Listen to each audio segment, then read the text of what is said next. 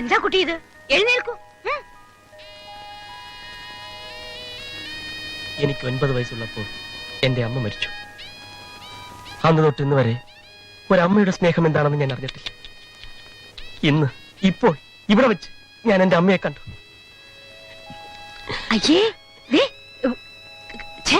അയൽവക്കത്ത് ആരെങ്കിലും കാണും. ഗോവിന്റെ വീട് എവിടെയാ? കാസർഗോഡ്. ഒരു പാവപ്പെട്ട കുടുംബം. കെട്ടിക്കാറായ 9 സഹോദരിമാർ. BA പാസ്സായ ഞാൻ നാട് വിട്ടു. ഒരു ജോലിക്ക് വേണ്ടി മുട്ടാത്ത വാതിലുകളില്ല. ചുവപ്പ് നാട്, ഭയങ്കര ചുവപ്പ് നാട്. അങ്ങനെ ഒരു അസുഖമുണ്ടോ? അസുഖമല്ലമേ, റെഡ് ടേപ്പിസം. എന്റെ സർട്ടിഫിക്കറ്റുകൾ ഫയലിൽ കുടുങ്ങി. എടുക്കാൻ പറ്റില്ലേ? കുരുങ്ങിപ്പോയി. അയ്യോ കഷ്ടം.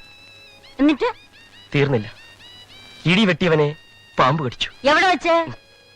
ഒരു പഴഞ്ചൊല്ല് പറഞ്ഞതാണ്. അത് ശരി. ഹോട്ടലിൽ പാത്രം കഴുകി, ഭക്ഷണ പദാർത്ഥങ്ങൾ പാകം ചെയ്തു. എന്ത് ജോലിയും ചെയ്യാം. എന്റെ അമ്മ എന്നെ ഇവിടെ നിർത്താം.